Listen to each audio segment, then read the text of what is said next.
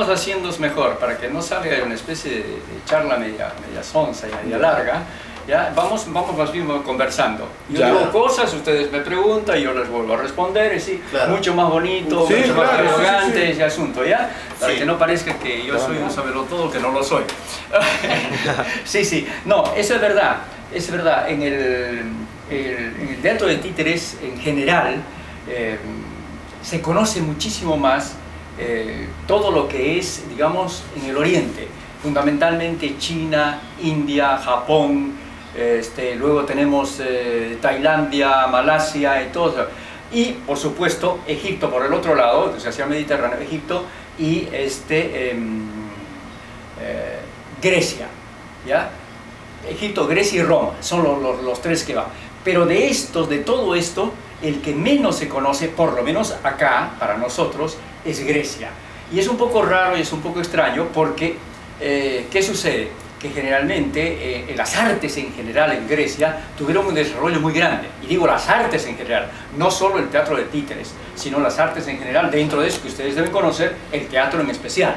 ¿No es cierto? Y el teatro de títeres está íntimamente ligado también al teatro en Grecia, como la música, como la pantomima, ¿ya? Porque es parte de todo eso. Sin embargo, especialmente en Occidente, no sé por qué razones exactamente se conoce poco lo que sucedió en Grecia, incluso para los mismos titiriteros, ¿ya? Ahora, todo lo que es el desarrollo del teatro de títeres en Grecia está muy, como digamos, ligado, entrelazado entre lo que es la historia romana y lo que es un poco lo que pasó en Egipto y lo que pasó en Grecia.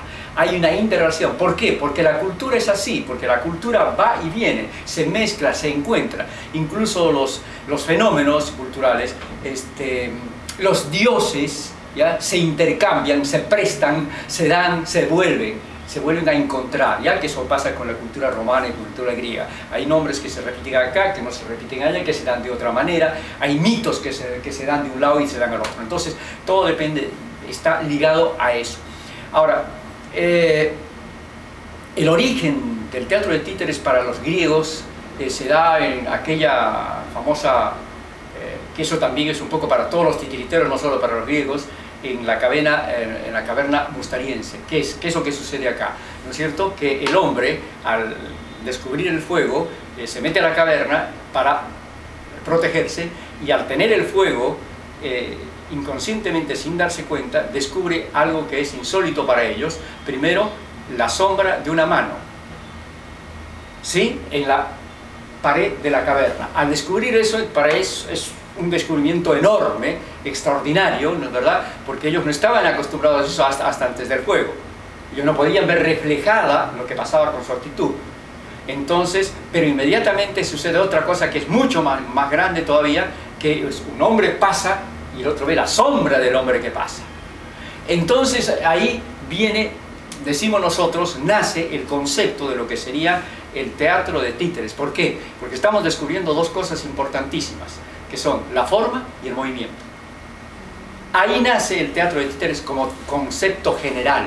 ¿Por qué? Porque dentro de lo que es el teatro de títeres, y estoy diciendo bien claro teatro de títeres, no estoy hablando del teatro de actores vivos, que nosotros siempre hacemos por lo menos de lo que corresponde a nosotros, hacemos una diferenciación, ¿ya? Es decir, que lo que es el teatro de actores vivos y lo que es el teatro de títeres, porque son dos conceptos, ni mejor ni peor, pero son dos conceptos a los que hay que respetar, porque cada uno tiene sus reglas, sus posibilidades, sus cosas buenas, sus cosas malas, sus cosas regulares, lo que uno puede hacer, lo que uno no puede hacer, ¿no es cierto? Pero entonces, desde el punto de vista del titiritero, en este caso, ¿no es cierto?, yo defiendo esa posición como arte.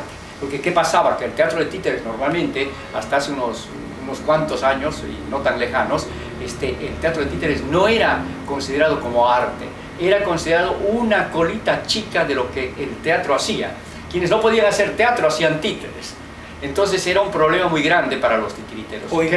Hoy creo que ya ese dilema, digamos, ha desaparecido, no digo totalmente, pero ha desaparecido en gran medida, porque la gente que hace teatro, la gente que hace música, la gente que hace arquitectura, la gente que hace danza, ¿no es cierto?, reconoce que el teatro de títeres es un resumen de las artes. ¿Ya? Entonces, bien, ahora, si ahí nace, ¿no es cierto?, el teatro de títeres con esto que les estoy contando.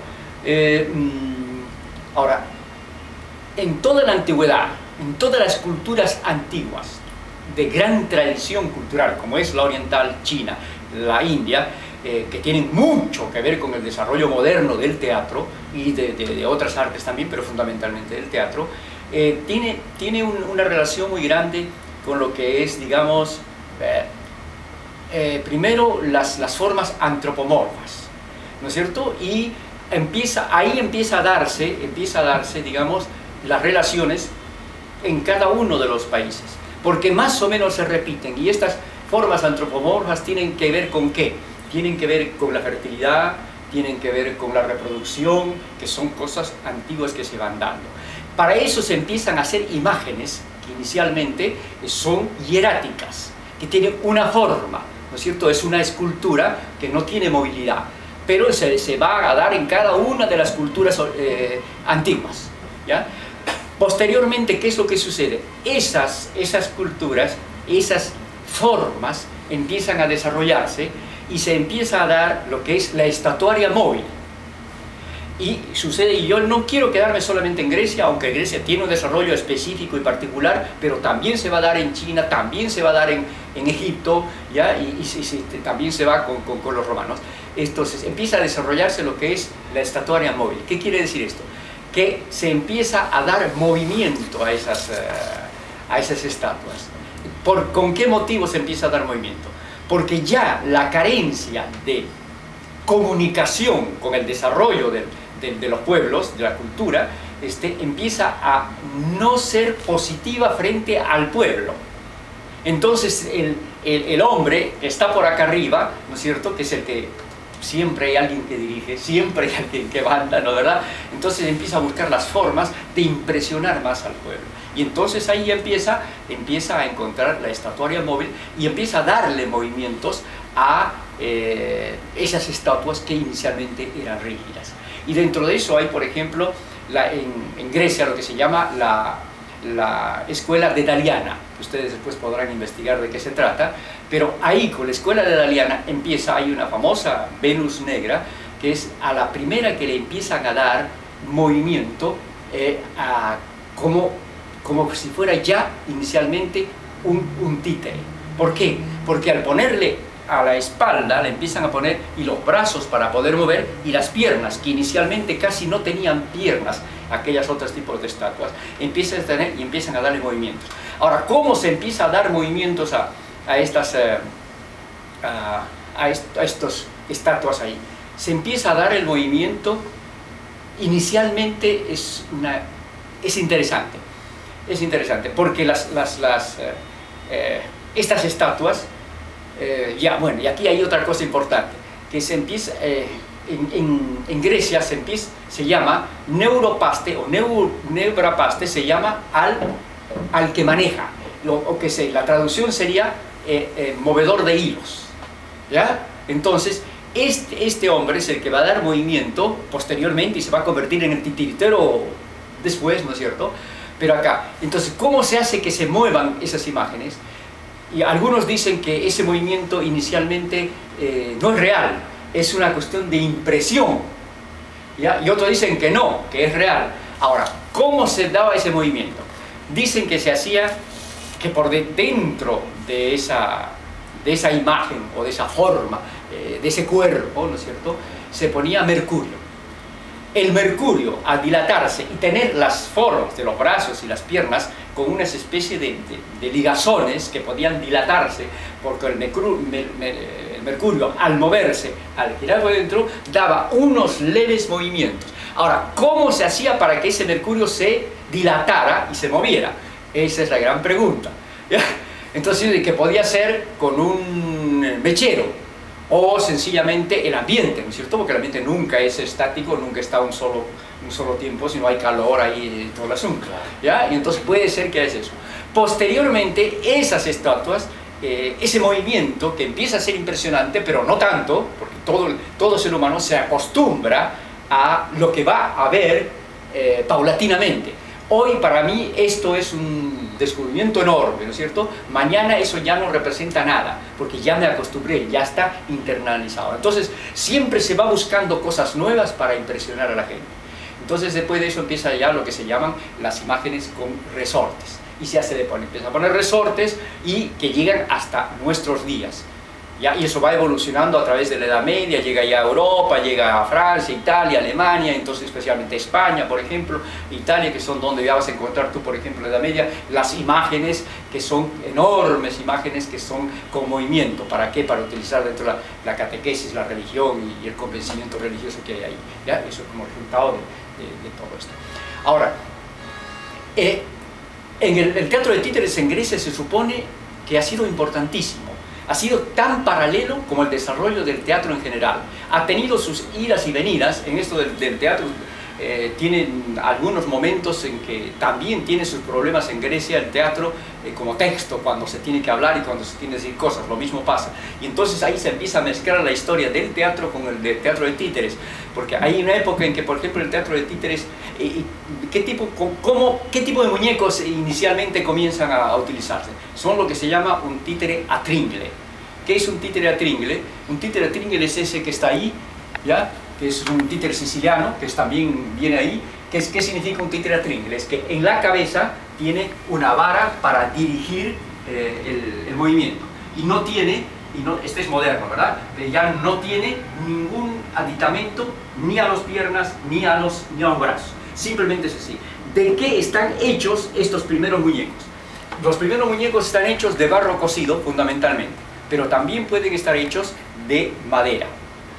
¿Ya? Ahora, conforme va desarrollando la cosa, se van acicalando mejor, se van pintando mejor. Inicialmente se pintan con cera, solamente son pintados, posteriormente ya se empieza a vestirlos, ¿ya? Y así se van desarrollando. Posteriormente a ese títere a tringle, y en el caso de los griegos, se empieza a ponerle los hilos, que esto también sucede después, posteriormente, con todos los otros sitios, que por eso el origen del teatro, lo que ustedes conocen, o lo que conocemos normalmente como marioneta, nosotros decimos que la marioneta puede decirse, es una técnica, entonces puede decirse marioneta a hilos o marioneta a guante, títere a hilos o títere a guante.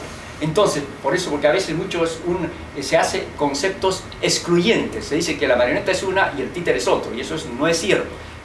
Es una marioneta o es un títere, depende del concepto donde estamos utilizando el asunto, ¿ya? Entonces, cuando empieza a desarrollarse eso, las necesidades técnicas hacen que uno le vaya añadiendo cosas. Y entonces, posteriormente, se le empieza a poner un par de hilos primero para manejar las manos, un par de hilos para manejar los pies, son 4. Y posteriormente se empieza a desarrollar mucho más, y llegas hoy a un marionetista chino que va a utilizarse una marioneta, estoy diciendo, una marioneta tiene 40 hilos para poder y lo mueve solito, ¿ya? Mueve solito, ya se pone en un escenario, entra con, eso lo hemos visto, no es que estoy inventando en cuestión así, eso lo hemos visto en Washington en 1980, cuando estuvo uno del teatro chino, entra con su marioneta, entra ahí, de repente tú entras en un escenario abierto, limpio, ya, entra de repente en una bicicleta montada por un mono. Inmediatamente sale el titiritero que está manejando ahí y empieza a dar la vuelta en el escenario. El mono montado en la bicicleta, y sin susto espera de eso. ¿Qué es esto? ¿Cómo es la cosa? ¿No? ¿Cómo es la cosa? ¿Dónde está el truco? Debe tener los pies agarrados ¿no? Para poder hacer para dirigir y mover la cosa, ¿no? De repente el mono ¡pluc! Se sale y la bicicleta sigue dando vueltas. Increíble, increíble. Corre el mono y se vuelve a montar. Ya, y hay cosas. Pues digo, estos son ya desarrollos técnicos, ¿verdad? ¿Ya? Ahora, saltando un poco todo esto. Ahora, aparte de eso también, al mismo tiempo que se desarrolla el teatro de actores y se desarrolla el teatro de títeres, también se desarrolla la pantomima, por ejemplo, en Grecia. Y la pantomima tiene mucha importancia en lo que es el desarrollo posterior del teatro de títeres, porque en Grecia se utiliza mucho la pantomima, y se utiliza un momento dado a la pantomima porque hay un momento en que históricamente se empieza a tratar de callar a los muñecos, que eso pasa en muchas sociedades, incluso en modos modernos. Eso ha pasado, por ejemplo, posteriormente, durante la Segunda Guerra Mundial, por ejemplo, cuando en Checoslovaquia Joseph Scupa tenía sus muñecos que hablaban contra los nazis, entonces ahí lo tomaron preso, lo mandaron preso a un campo de concentración y sus muñecos estuvieron metidos en un armario presos durante varios años. Ya, eso pasa entonces que se empieza a callar. ¿Por qué? Porque el teatro de marionetas es popular, aunque en Grecia inicialmente, como también en otras partes, como sucede por ejemplo en China, que es una de las culturas más grandes, más impresionantes que existe, inicialmente el teatro de títeres se da en las clases altas. Y ahí es donde van los titiriteros a hacer sus presentaciones. ¿Ya? Posteriormente eso evoluciona y pasa, como pasa en todos los otros países, también pasa, y evoluciona, llega nuevamente, se recupera al pueblo. Y es ese intercambio permanente que tiene la sociedad, además, es el desarrollo histórico de la sociedad. Eso comienza ahí, pero luego posteriormente eso baja. Y vienen los titiriteros a hacer funciones especiales ahí, dicen que eran había un famoso titiritero Potán, que dice que trabajaba con hilos, ahí ya específicamente se habla, estamos hablando, ¿no es cierto? Eso es al nacimiento del hombre, y posiblemente viene antes de Cristo, va subiendo antes, el primer siglo, quinto, cuarto, y posteriormente después de Cristo es el desarrollo. O sea que estamos hablando de miles de años, no estamos hablando de ayer ni hoy, estamos hablando de un desarrollo muy grande. Entonces decía que él hacía sus espectáculos ahí. Ahora, ¿de qué trataban los textos? ¿Qué decían los muñecos? Y ahí está lo importante, que también está ligado a lo que es toda la cultura antigua también, que es la crítica. ¿Ya? Es la crítica que se da contra todos. Y ahí precisamente, hasta hoy, uno de los elementos básicos del teatro de títeres cuando uno trabaja, es decir, uno de los tantos ítems que uno toma es decir, la libertad de poder decir todo. ¿Por qué? Porque el que está diciendo eso no es un ser humano. Es un títere, es un personaje. El títere es un personaje creado para tal cosa, ¿sí? No tiene vida privada, por lo tanto no le pueden sacar cochinadas, ¿no es verdad? Entonces ese puede decir lo que le da la gana y no pasa. No es que no le va a pasar nada. Al que le va a pasar es al titiritero y a la marioneta también. Eso lo demostraron los checos con Joseph Scupa cuando fue preso con la Gestapo, ¿no? O lo que le pasó a otro famoso titiritero durante la Revolución Francesa, que estuvo protestando contra los revolucionarios y agarraron y le cortaron la cabeza, ¿ya? O sea que tampoco es decir esto, pero uno sabe que puede decir cosas, y eso es lo que pasa en Grecia, por ejemplo, cuando se empieza y se busca la pantomima como elemento, es que no se podía hablar. ¿Por qué? Porque las marionetas griegas eran habladoras, entre comillas. Entre comillas, digo yo, porque al mismo tiempo en Grecia hay dos cosas importantes, que es el movimiento, que es dentro del juego de la marioneta, es el movimiento y la palabra al mismo tiempo. ¿Ya? Que nosotros reivindicamos mucho precisamente esto, así, que los títeres no pueden ser palabra. Los títeres, para ser títeres, primero comienzan como acción, ¿sí? Comienzan como acción, y la palabra es, digamos, un complemento de lo que se está haciendo. ¿Ya? Eso es así. Entonces eso se da también, imagínate qué época, de los griegos, ¿ya? Que ellos buscan el asunto de la palabra y el movimiento. Y entonces empiezan a hacerse unas famosas, y además se criticaba a todo el mundo, a los de arriba y a los de abajo, a los grandes y a los chicos, incluidos los dioses, que esto es importantísimo, porque nadie se atrevía con los dioses. Los títeres sí se atrevían con los dioses. ¿Por qué? Porque estaban entre el medio, ¿no es cierto?, entre el medio del ser humano corriente y de este ser supremo, superior, hacedor de todo, destructor de todo, ¿no es cierto?, componedor de todo, de cosas. Ellos estaban acá y podían hacer también eso. ¿Ya? Bueno, más o menos esto es entonces, digamos, una apreciación, digamos, casi un poco general de lo que es el teatro de títeres, de lo que fue el teatro de títeres en Grecia. Me estoy olvidando una cosa importante, el desarrollo del teatro de títeres como sombras, los famosos karagogis, ¿ya? Que es, así se conoce al teatro de sombras, que tiene importantísimo también desarrollo en Grecia, hasta hoy, hasta la actualidad. Digamos que en la actualidad en Grecia, que el mayor desarrollo del teatro de títeres está dentro del teatro de sombras. ¿Ya? Está dentro del teatro de sombras.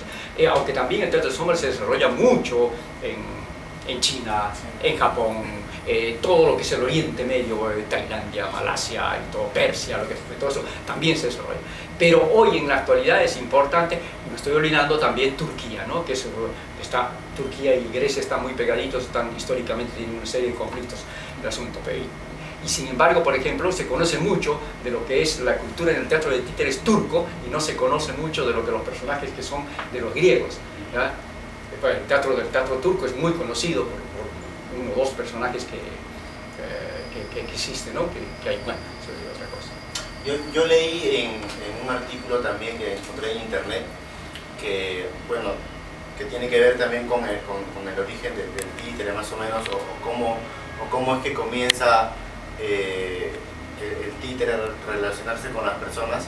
Leí que dicen que el primer espectáculo de títeres dice que se da cuando tiene un niño a su juguete, el primer niño que tiene a su muñeco. Entonces este niño empieza a jugar con su muñeco, empieza a dialogar, y dicen que ese es el primer espectáculo teatral de títeres. ¿Eso validero? No, yo no estoy de acuerdo. No estoy de acuerdo por una razón simple. Nosotros hacemos una diferenciación fundamental entre lo que es un títere y lo que es un juguete. Ya. La muñeca es un juguete, sirve para jugar. Un títere juega. Gran diferencia. Claro, ya. ¿Ya? Es una idea. Hay muchas, por eso te digo, entonces, el más cercano está eso, por eso te digo yo, el más cercano está el que empieza a nacer el teatro de títeres como forma y como arte en el momento que se descubre el movimiento y la forma. Eso se da, el movimiento y la forma. Sin eso, no hay teatro de títeres. No hay teatro de títeres, a diferencia del teatro de actores, por ejemplo. El teatro de actores va a existir mientras existe un actor, ¿sí? Porque él es el que va a dar vida a las cosas. En cambio, en el teatro de títeres, si no hay un personaje, si no hay un títere, no hay un arte. ¿Ya? Por eso, entonces está dependiendo de lo que es el movimiento y la forma que se da. Entonces, ahora, ¿cómo nace el teatro de títeres? Hay leyendas que dicen que, por ejemplo, los chinos te cuentan una leyenda que es bien bonita. Dice ¿cómo se llama? Uno de esos mandavases chinos, un mandarín, un día tenía una bailarina favorita y de repente de la noche a la mañana, ¡plic!, caput, se muere. Este tipo se queda, ¡ay! Este terrible, el hombre sufre porque no tiene quien le baile, que es su favor, vamos, matarse. Entonces, ¿qué? Se llama al mago de la corte y le dice, mira, tú me la tienes que devolver. Y si no, se acabó, ¿no es cierto? Entonces el otro le dice, bueno, ¿qué hago? Y entonces ahí cuenta una de las tantas, ¿no es cierto?, versiones que hay, es el famoso emperador Uti, que es el que dice que cuenta esto. Entonces a este mago, entonces, ¿qué dice? Este mago agarra y toma un cuero, que puede ser de búfalo, qué sé yo, lo empieza a dar y lo corta dando la forma de la bailarina. Corta, le pone un par de palitos y al mediodía cuelga una sábana en el balcón del palacio del rey, y cuando viene el sol, él pone una música acá y pone esa sombra y le empieza a mover. A esa, dices, una de las tantas versiones que hay del teatro de títeres, y sí, tipo el hombre quedó tan impresionado de ver resucitada.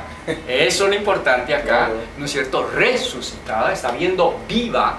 Ahí está la magia del teatro de títeres, que con elementos que no son vivos estamos dando vida y estamos creando la posibilidad de que la gente crea que eso es así. Por eso es el gran dilema del hombre, ¿no es cierto? ¿Por qué hace el títere? ¿Por qué quiere los títeres? Quizás es un poco del ser humano, la revancha ante la muerte, ¿no es cierto? Que yo puedo hacer muchas vidas, infinidad de vidas, que no son mi vida, a la diferencia del actor. Siempre el actor va a ser él, ¿sí? Y mientras tenga su cabeza puesta, está ahí. En cambio, yo puedo hacer miles de vidas, porque si yo tengo un títere, le quito la cabeza, no pasa nada. Se la vuelvo a poner y sigue actuando. Claro. Un actor, no. Porque él está como base. Claro, es el sustrato del teatro, ¿no, verdad? El actor es el sustrato, por eso decimos actores vivos, ¿ya? La diferencia, por eso ahí estamos marcando la diferencia de lo que es un arte y otro arte, sus posibilidades y sus limitaciones, ¿ya? El teatro de títeres es infinito, porque tú puedes calibrar lo que quieras, simplemente vas a llegar cómo lo hago, nada más. ¿Sí? Yo te cuento una anécdota. En un día estaban en el Cusco unos titiriteros y unos gente de teatro que hacía ambulante en la calle, en la plaza. Entonces empiezan a piconearse por ambos lados. ¿Por qué? Porque siempre los espacios, ¿no? se dan ahí. Entonces empiezan a piconearse. Entonces vienen ahí y dicen, bueno, oye, bueno, ya, mira, ¿qué puedes hacer tú? ¿Qué puedes hacer yo? Ya, bueno, hagamos una competencia. Dice, entonces viene el actor, agarra, salta. Ya, ahora le dice, no, el otro, el títere, salta. Ya, ¿ahora qué? Cosa le dice, ahora canto, dice, ya. Y el otro canto y empiezan una cosa y otra cosa y otra cosa. Y hasta que viene y dice, bueno, el títere de repente, plum, sale de escena, ¿ya? Y regresa con su cabeza y su mano, caminando. Dice, toca. Se acabó la competencia. ¿No es cierto? Y venció el títere. Claro, claro. Por eso, ahí es lo que tú puedes, el infinito de posibilidades expresivas, ¿ya? El infinito de posibilidades expresivas. Eso es lo que es el teatro. O sea, un poco dice la gente, dice, ¿dónde está la diferencia entre el teatro de actores vivos y el teatro de títeres? Está ahí. No es que es mejor ni es peor lo uno ni lo otro. Son diferentes. Tienen sus campos, tienen sus posibilidades, ¿ya? Posiblemente para un titiritero profesional como yo, ese va a ser mi máximo orgullo, ¿no es cierto? Así que yo soy titiritero y hago esto. ¿Ya? Un buen actor que se va a decir, bueno, yo defiendo mi profesión como tiene que ser y normal, decir, bueno, yo tengo y puedo hacer cosas también, ¿sí? Sí. Yo tengo una pregunta, una duda. La presencia del titiritero con el títere dentro del espectáculo, ¿cómo se fue desarrollando en Grecia? ¿Tenía una importancia en ese...? Buena pregunta. Sí, inicialmente, los titiriteros empiezan a trabajar, y eso es muy bonito también, empiezan a trabajar con hilos, empiezan a trabajar en los grandes teatros, en el teatro de Dionisio, por ejemplo, ¿ya? Entonces empiezan a hacer funciones ahí, ¿ya? Para determinadas épocas. Pero posteriormente empieza a buscar medios de cómo, porque eran espacios muy grandes y muy abiertos. Entonces eso limitaba sus posibilidades, porque salvo lo que era en determinado momento la estatuaria móvil, ¿no es cierto?, donde eran grandes estatuas donde se hacía mover y la gente se quedaba boquiabierta de repente, y eso no es solamente de aquellos tiempos, sino también tú lo puedes tener en el Perú hace unos 40, 50 años atrás. Tú lo veías, por ejemplo, la Semana Santa en Arequipa, veías un Cristo que de repente se levantaba y subía, que le hacía un efecto de humo y todo, y movía las manos.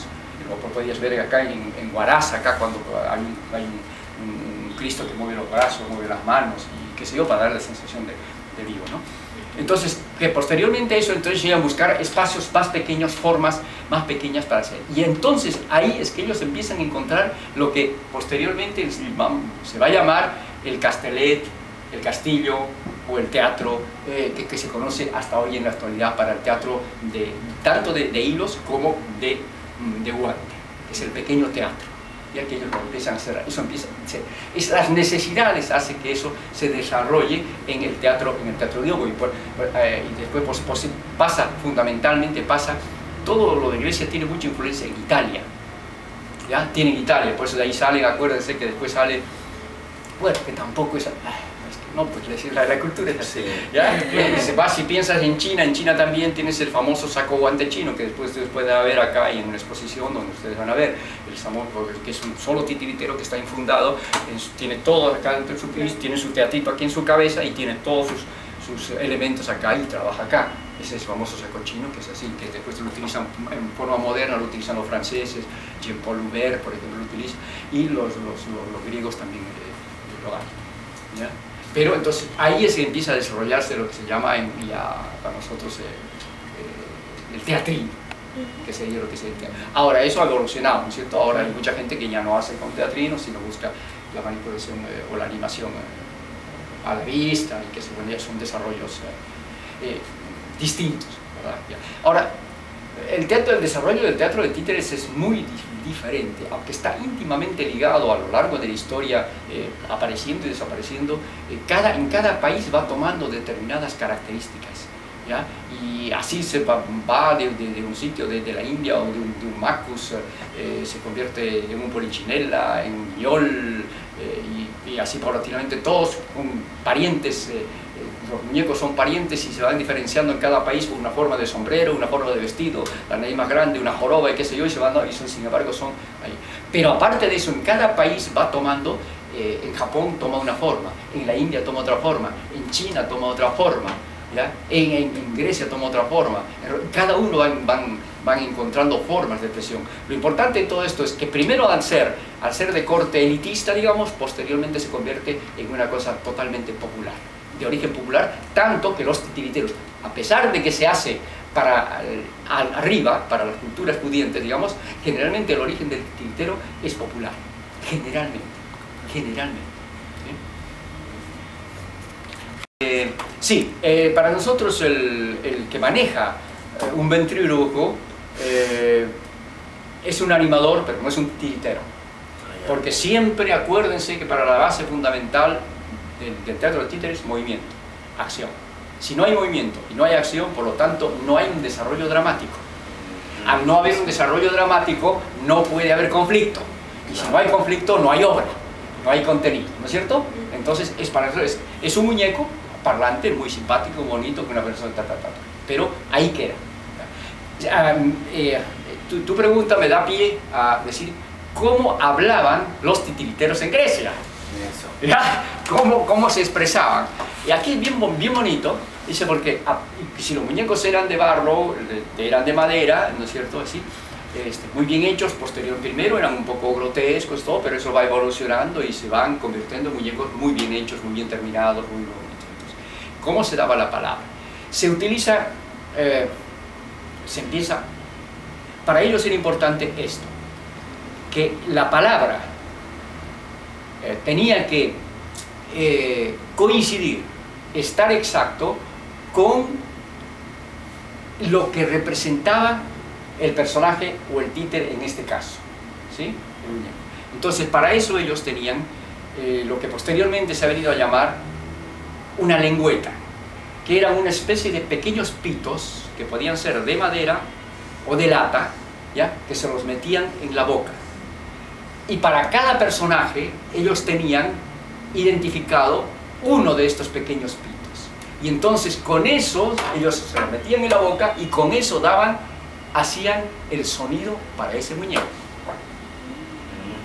¿Ya? Dice en griego es plaquet, se llama, sweet plaquet se llama, digamos, pero para nosotros mejor es porque eso es la lengüeta, ¿ya? Que se ha venido usando hasta hace cuántos años. En España fundamentalmente usaban eso, y un poco en una época también los mamulengueiros en Brasil también, ¿ya? Pero en España durante muchos años estuvo utilizando la famosa lengüeta, ¿ya? Que es con lo que ellos daban el sonido a sus personajes.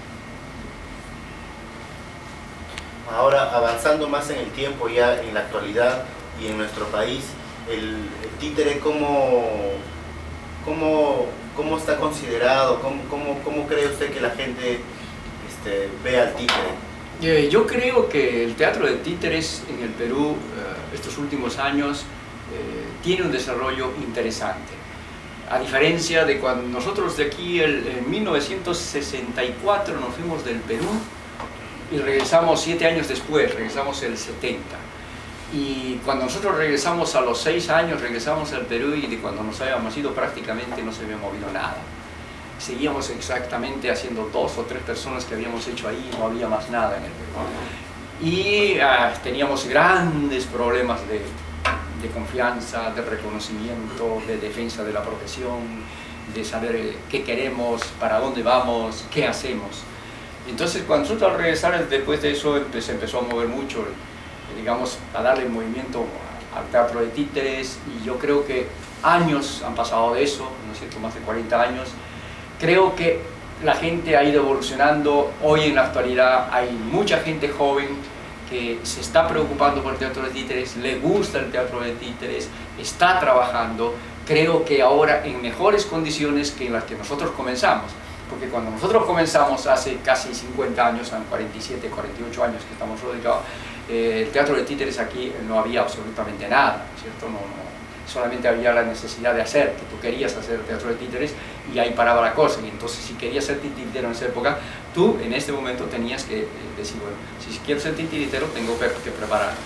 Que eso es lo que generalmente casi no sucedía, ¿verdad? Que la gente se dejaba estar y todo. Sin embargo, en el desarrollo del teatro de títeres en Perú es interesante, aunque escaso, sin embargo ha habido íconos importantes, desde, digamos, se dice que en el Perú hubo teatro de títeres en las culturas incluso pre-incas. Nosotros no podemos, desde el punto de vista teatro de títeres moderno, digamos, pero que nosotros entendemos ahora, eso, digamos, no lo podemos decir esto es así, porque nosotros no hemos encontrado ningún vestigio. Ahora, si nos acercamos a lo que es el teatro de títeres, a lo que representa el teatro de títeres, de dónde viene el teatro de títeres, porque el teatro de títeres al final es una máscara. Y aquí vuelvo otra vez un poco al teatro griego, que estamos hablando también. Se utiliza muchísimo, dentro del teatro se utiliza mucho la máscara. Y no se olviden que un títere tiene como rostro una máscara. Eso es el rostro de un títere, fundamentalmente es hierático. Y toda la parafernalia era hierática a un comienzo. Y cuando se empieza en el teatro griego a utilizar la máscara, es para quitar ¿no es cierto?, la cosa humana, ¿no? Para quitar la cosa humana, que no sé si ustedes han hablado de este asunto desde el punto de vista teatral, quitarla, entonces ellos empiezan a utilizar la máscara. Y por ejemplo, estos que se utiliza la máscara para que hagan los zapatotes grandes para dar expresión y qué sé yo, también en un momento que se usa, estas lengüetas se usan también detrás de la máscara. ¿Por qué? Porque la máscara en ese momento, acuérdense que eran escenarios enormes, tipo anfiteatro grandes, ¿cierto? Donde los espectáculos se hacían, donde había mucho movimiento, qué sé yo, entonces es ahí. Entonces, el teatro de títeres en el Perú ha evolucionado y está evolucionando con gente joven que se está dedicando, digamos, más ahora profesionalmente. Y eso es importante. Y está buscando su espacio, buscando distintas técnicas, gente que trabaja con guante, gente que está trabajando con hilos, gente que está trabajando con marot, con varillas, que es lo que nosotros hacemos.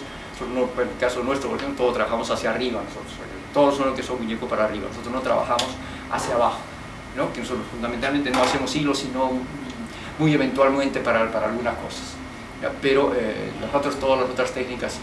Y entonces creo que se ha llegado a un momento de desarrollo que ojalá continúe. Pienso que los jóvenes de ahora, no todos, pero sí se están preocupando por prepararse. Que lo que a nosotros nos tocó sangre y fuego, ¿no es cierto?, descubrir cosas. Que eso es lo bonito del teatro de títeres, además. ¿No es cierto? Porque tú, cuando tienes que hacer un muñeco, tienes que construir un muñeco, tienes una obra. ¿Cuál es el mecanismo que trabajamos nosotros? Nosotros generalmente trabajamos a partir de una obra. Entonces Vicky, que es la directora, que es la que hace todo este asunto, trabaja en la parte de los textos, y trabaja en los textos, dice, bueno, escoge un personaje, ponte tú, dice, bueno, este personaje ahora, este personaje hace qué cosa. Mira, escuchen bien, ¿qué hace este muñeco en esta obra? Ah, va a hacer esto, salta, brinca, ya. Entonces, de acuerdo a lo que va a hacer en escena, vamos a escoger el tipo de muñeco que vamos a construir, en qué técnica se va a construir, en qué material se va a construir, para saber qué es lo que hace. Si es un muñeco que va a hablar mucho, entonces vamos a este muñeco y le vamos a poner movimiento, boca móvil, por ejemplo. No, este muñeco no va a ser, entonces, ¿por qué? Por la perspectiva de movimiento, necesitamos que sea un muñeco que se mueva muy rápido, que corra, que brinque, etc. No, tenemos un muñeco más chico, más pequeño, que puede ser guante, y no un muñeco de varilla, que es mucho más lento, más plástico y todo. Entonces uno va escogiendo. Entonces, ahora, cuando uno empieza a buscar cómo hacer ese muñeco, esa es la parte más linda. ¿Por qué? Porque tiene que decir, bueno, ¿y ahora cómo? ¿Cómo da el movimiento? Ya, en esa época nosotros teníamos 3 o 4 libros, no teníamos más nada, ya, y no había, en la biblioteca no existía, y no había cantidad de cosas, claro. No había internet. No había internet, por supuesto, ¿no es cierto? Ahora te regalan todo, ya te dan todo, te lo han comido incluso. ¿Ya? Entonces había que descubrir, entonces nosotros descubrir Una vez teníamos que hacer hace por 80 y tantos, hicimos una obra que se llama Baladas, Reglamentos y Canciones. Es una obra que es todo con pájaros, absolutamente todo con pájaros. Es una obra muy linda. Entonces ahí necesitábamos hacer un pavo real. Ese pavo real, ¿qué tiene que hacer para que sea un pavo real? ¿Ah? Tiene que mover la cola, tiene que bajar la cola, abrir la cola, cerrar la cola, tiene que mover la cabeza, mover los pies, abrir el pico, ¿ya? Y caminar. Un solo muñeco. ¿Ah? Entonces empezar a investigar para hacer que este muñeco haga todo eso y descubrirlo. Y entonces tú empiezas aquí en el laboratorio, en el taller, empiezas a buscar cómo muevo esto. Ah, ya muevo las patas así, cómo muevo la cabeza, acá, cómo hago para que, ¿no? Baja y suba esto. Entonces al final, agarramos hicimos un pavo real que subía, bajaba, abría, cerraba, caminaba y hacía todo. Cuando tú pasan los años, de repente empiezas a buscar unos libros ahí que encuentras de Europa, que vienen ahí, de repente empiezas a buscar. ¡Ah!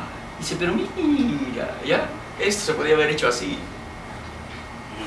¿Ya? Pero yo lo hice así. Lo maravilloso está que tú descubriste esto, ¿no es cierto? Que, como se dice, nada es nuevo bajo el sol, ¿no es cierto? De una u otra manera está hecho. Sin embargo, si tú lo descubres, es la maravilla más grande del mundo. Ya, si no te circunscribes a copiar, que ese es un gran problema de la gente que hace arte en general, ¿ya? Que se deja llevar mucho por la copia, por la cosa más elemental. Ve un títere que más o menos el mape, ya el mape, entonces ya, todos hacen mapes igualitos, bocones, grandotes, feos y todo lo demás. Y se acabó el asunto, que es el facilismo, ¿no es cierto? Es la copia. Creemos que no, si un verdadero artista, gente que hace teatro, gente que hace música, que hace lo otro, sí, debe rajarse, sí, yo miro, veo, me gusta, no me gusta, qué tal, bonito, feo, y después de eso asimila, busca, y con eso saca sus conclusiones y hace lo suyo. Sí, no se la copia, sino sacar tus cosas que sean positivas. Otra pregunta. ¿Cuál sería su característica principal del tipo de teatro que usted y su... El Vicky, mi compañera, sí. El Cusi Cusi. Cusi Cusi desde un inicio tiene como, quizá no desde el inicio, es muy pretencioso, ¿no? Sí, había algunos conceptos más o menos claros de lo que queríamos. Uno, que era mucha responsabilidad. ¿Por qué? Porque yo vengo también del teatro. Yo inicialmente, yo soy originario del Teatro de Actores Vivos. Yo hace muchísimos años, yo cuando comencé en el colegio, en secundaria, comencé haciendo teatro por necesidad. ¿Por qué? Porque un día queríamos hacer un viaje y entonces había un grupo en mi pueblo donde yo nací, había un grupo de teatro importantísimo en Bolivia. Dijimos, oye, ayúdenos, nosotros queremos hacer un viaje de medio año, queremos ir a las vacaciones ahí, queremos hacer una cosa de teatro para poder subvencionar un poco lo que vamos a gastar allá con todo el curso. Y ahí empecé yo a entrar al teatro.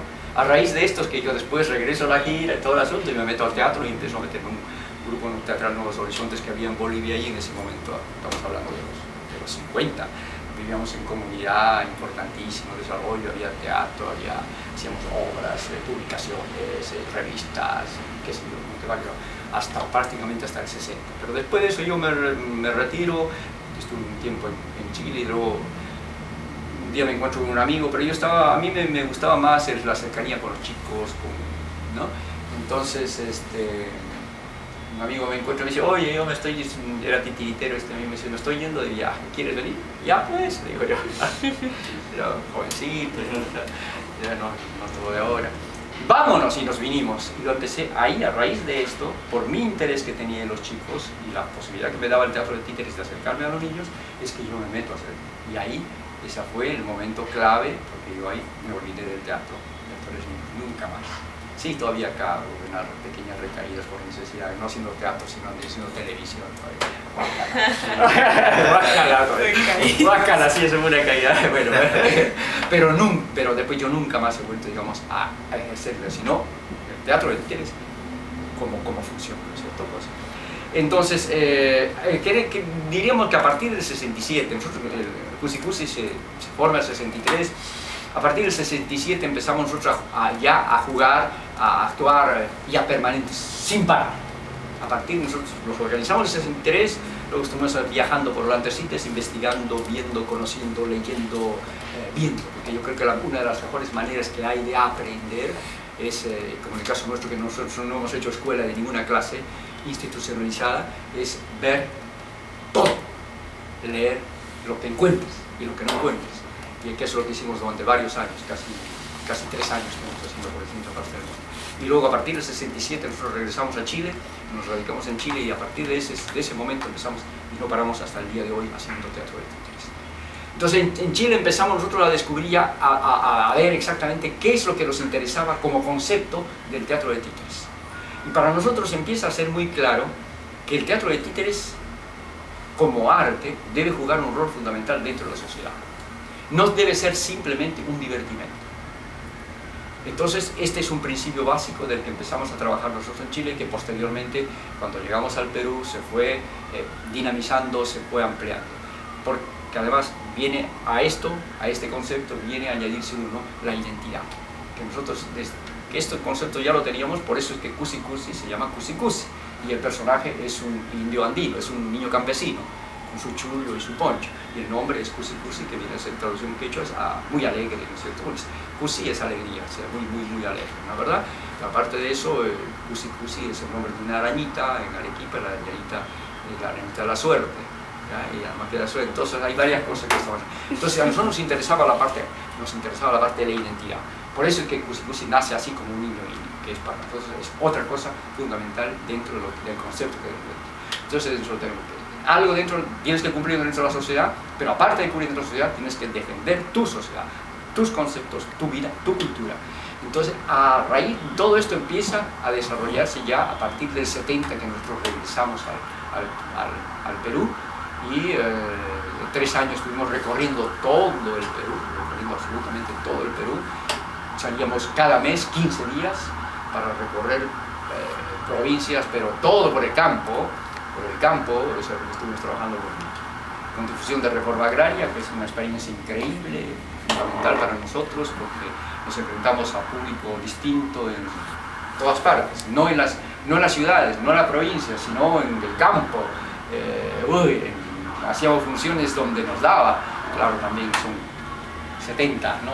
¿Cuántos teníamos? Éramos jóvenes esa época, porque viajar ahí solo viajábamos con mi compañero, los dos en teatro pequeño, en un teatro portátil, viajábamos los dos con una persona en una movilidad y nos teníamos que viajar, por ejemplo, de un sitio para otro íbamos así en un día, teníamos que hacer en 12 días, hacíamos 10, 12 funciones y cada función era en distintos sitios, así que era uno de correr, ya llegamos pero es una experiencia muy linda. ¿Por qué? Porque tú empiezas a reconocer el público, casi todos adultos, y no con obras especialmente para adultos. Tenían conceptos para solidaridad, justicia, libertad, que son los que nos interesan a nosotros, ¿cierto? Pero no eran específicos, porque la mayor parte, sin embargo, eran adultos. Entonces, esta experiencia, nosotros casi de 3 años, nos da una percepción de cómo se maneja el público, de tus posibilidades, de enfrentamiento, porque el teatro de títeres es comunicación. Si tú no tienes comunicación, si tu títere no se relaciona con el público, no hay espectáculo, se muere.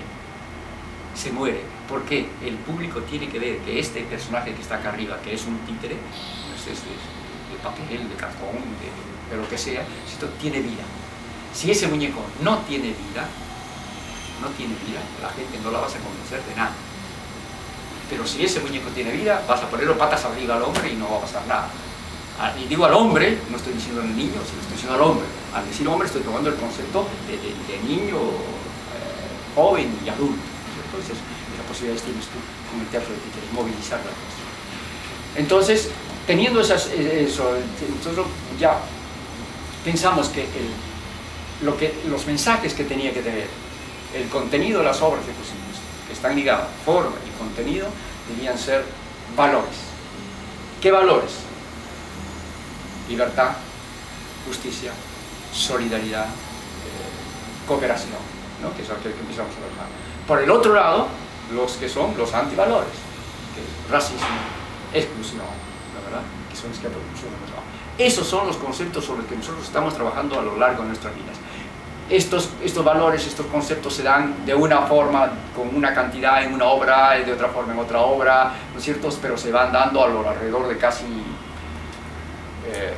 30 y tantas, más de 40 obras, digamos, si tomamos las antiguas de la época cavernaria nuestra, ¿no es cierto? Porque como todo lo hemos tenido también, no hemos sido, no hemos estado así, sino hemos tenido una época que es de principiante, Claro. que es donde tú empiezas a entrar, empiezas a descubrir el mundo, los títeres, entonces yo quiero hacer esto, dice, pero no lo consigue, lo vas afinando, pero porque es deben ser más de 40 obras.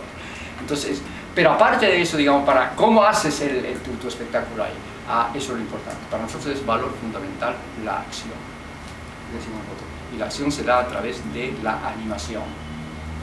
Por eso decimos nosotros, hacer títeres, aprender a confeccionar títeres es aprender a hacer nada, si tú no sabes manejar tu instrumento de expresión. Es igual que un guitarrista tiene una guitarra maravillosa, un violinista tiene un Stradivarius y no lo sabe manejar, no le sirve de nada. Igualito es a un titiritero que sabe hacer miembros bellísimos pero no lo sabe manejar, no le sirve de nada. Por eso es importante para nosotros en un taller la animación. ¿Sí? La animación. ¿Por qué? Porque esa es la base para hacer tu espectáculo. Porque la acción es la base del espectáculo que nosotros vamos a hacer. Primero siempre vamos a pensar qué cosa vamos a hacer en escena. El mensaje que nosotros debemos dar, el contenido que nosotros queremos que se refleje en la gente que está, tiene que darse a través de lo que el chico va a ver, no de lo que va a oír, de lo que va a ver, ¿ya? Y un mensaje de 45 minutos o de 50 minutos tú tienes que dar, tiene que llegar bien clarito para el chico qué es lo que quisiste decir. Y si tiene interrogantes, si tiene preguntas, si tiene alteraciones, si tiene emociones, tiene reflexiones, tiene todo, tiene que ser al final la posibilidad de que ese niño reflexione. Otro punto importante para que nosotros queremos que nuestros espectáculos deben hacer que el espectador en general, grande o chico, en general es mixto, porque nosotros hacemos espectáculos para chicos, pero un niño no viene solo, salvo que vienen con las escuelas, pero con profesores. Después, los domingos vienen todos, papá, mamá, abuelita, hermano mayor, tío, sobrino, qué sé yo, ¿no es cierto?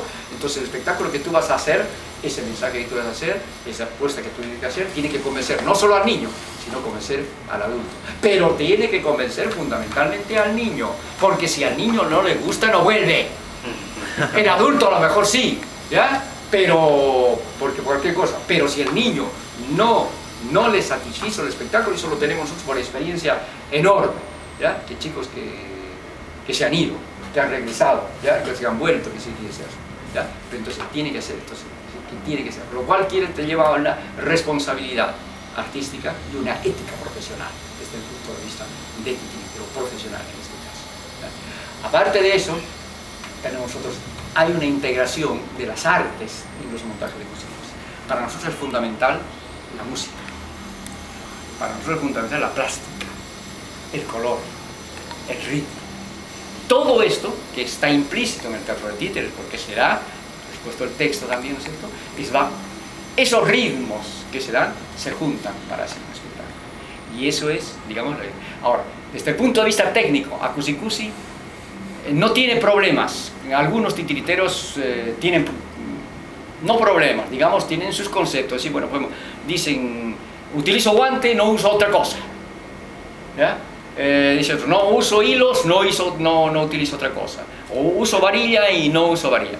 Para nosotros eso no tiene ningún problema. Para nosotros está que en un espectáculo, si nosotros, de acuerdo a lo que los personajes que vamos a hacer y la acción que van a realizar, necesitamos este tipo de técnica, la hacemos en este tipo de técnica. Si hacemos varilla, lo hacemos varilla. Si es guante, lo hacemos vara. Si es maró, lo hacemos maró. O sea que y eso se junta, todas esas técnicas se juntan en un solo espectáculo. Eso siempre lo digo, sé que eso es así. Y la parte poética es muy importante. Aparte de lo que es indispensable para el teatro de títeres, que haga reír al público. Espectáculo de títeres que no conmueve y no divierte al niño no sirve para nada, ¿ya? Porque son dos cosas esenciales para dentro del concepto del teatro de títeres. Al chico lo tiene que divertir, tiene que darle sentimientos, tiene que emocionarlo, y como consecuencia de eso el niño tiene que reflexionar, tiene que pensar, tiene que salirse de la sala nuestra, tiene que salirse pensando. A veces no va a necesitar mucho, ¿no es cierto? ¿Por qué? Porque la obra es mucho más explícita, mucho más directa. Hay otras obras que no están más por abajo la cosa. Y es increíble, ¿no? A veces la gente piensa que los niños no reflexionan. Y esa es una de las falacias más grandes que existen. El niño es el ser más inteligente que hay, es el ser más racional que hay, es el ser que puede discernir perfectamente. Y eso lo tenemos como experiencia un montón de veces acá, que de repente hay una escena que el papá la tomó por las hojas y el niño lo tomó tal cual era. Captó mucho más rápido el asunto. ¿Por qué? Porque el niño es una esponjita, ¿no es cierto? Es una cosa virgen. Si son los más chiquitos, tú vas a escribir, vas a llenar eso. Y entonces ese niño está abierto hacia ti. Y si te va a recibir, y si tú lo haces con cariño, otra cosa importante incluso es el amor al niño. Quien no tiene amor al niño no puede ser titiritero. Absolutamente. Porque porque el amor está no solo al niño, sino el amor a la profesión. Al amor al niño. ¿Por qué? Porque además de esto digo yo bien, es nuestra profesión. No es una afición, es una profesión, claro. Porque nosotros nos estamos realizando, ¿ya? Personalmente, en función social. ¿Qué es lo que creemos nosotros que todo ser humano que se dedica al arte debe hacer? ¿Ya? Que está bien, ¿no? Digo, yo pintor, me cierro en mi taller y no pinto y ya, ¿cierto? Aún así, pero en el caso del que hace contacto con el público, que es en el caso nuestro títere, no, tiene que haber un concepto de socialización de las relaciones, y en eso nosotros tenemos muy claro que eso tiene que estar socializado de esa manera, y en eso sí nosotros estamos claritos. Entonces esos, digamos, son los conceptos que nosotros manejamos digamos, desde el punto de vista de nuestro grupo. Ahora, desgraciadamente, antes era más fácil, era mucho más fácil trabajar como grupo, hacer grupo. ¿Por qué? Normal, ¿no? Los tiempos han cambiado, las cosas son diferentes. Antes los jóvenes, por ejemplo, estaban más dispuestos a aprender, la vocación era más libre, más limpia, estaban dispuestos a sacrificarse más. Hoy el desarrollo, la presión social, la presión económica hace que los jóvenes de hoy día tengan necesidades mucho más perentorias, entonces hace que ya no se tenga esa imagen, digamos, increíble de decisión de aprender, ¿ya? De aprender de a poquititos, entrar poco paulatinamente. Hoy no, desgraciadamente, quizá un poco también tengamos la culpa nosotros, tiene la culpa la sociedad, por supuesto, porque nos está encaminando hacia eso, ¿no es verdad? Pero también yo creo que esto se debe ver mucho en las escuelas, por ejemplo, que es la parte ética del que se forma, que debe ser que reivindicar un poco toda la parte social del arte, ¿ya? Reivindicar la parte social del arte. ¿Por qué? Porque en los últimos años se ha comercializado demasiado el arte, no voy a decir el teatro, sino el arte en general, ¿ya? El arte en general. Entonces están quitándole un poco su sentido profundo, además que lo viene desde antes, de las raíces del arte, porque el arte se da a nivel popular. Las comodidades, los espectáculos que están hechos para sala, estos no son espectáculos para salir, son espectáculos hechos para sala, claro.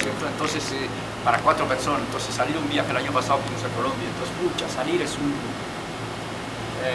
todo un trabajazo, ¿ya? Porque tienes que llevar cosas, entonces el peso, el tamaño, llevar 4 personas, o sea que hoy es dificilísimo, ahora ya salimos muy poco. Pero sin embargo sí continúa el intercambio cultural, ¿no? Porque yo vi en el espacio de Cabañita un grupo francés. ¿A cuál? En 1998. Este era de... Y el ingreso era libre. Claro, sí, ese fue... Eran ellos magníficos, ¿no? Claro, ese fue con la directora esta... Muy bueno, muy lindo, sí. En la Cabañita ha habido 2 grupos franceses, uno el de Dominique Hudard, que seguramente de repente ustedes no habían nacido todavía, y otro espectáculo francés, muy bueno. Y luego el de... que creo que tendría que ver con el periodo de la revolución, por ahí, era antiguo, no era un tema contemporáneo, claro, lo recuerdo muy bien. Claro, lo que pasa es que este grupo, el material con el que hicieron sus títulos. Claro, hay un par de títeres, claro, los que hacían de quién y sacaban escenografía, ¿te acuerdas? Eran unos mortitos así, están ahí, guardados eso.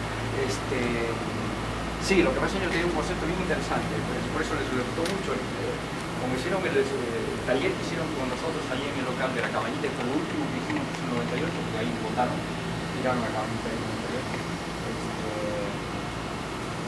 98. Ella vio precisamente el pueblo del sol. Y el concepto que traía ella, el concepto que tiene en Europa, ella está trabajando y todo, reivindicando un poco la cultura francesa. Claro. La cultura francesa, entonces sus espectáculos tienen que ver eso y además un poco, aparte de la cultura francesa, estaba recuperando digamos, lo que es la cultura antigua, los mitos antiguos europeos y franceses, ¿ya? Porque ella consideraba que precisamente uno de los grandes problemas que estaba pasando en Europa es la falta de identificación, porque todo el asunto de Europa se estaba perdiendo hacia todo lo que es la masificación, a la influencia general de americano, entonces ella estaba reaccionando precisamente eso, tenía cosas de los rusos, tenía cosas de Bretaña en Francia, tenía varias cosas de esas, muy mordaces, Ya.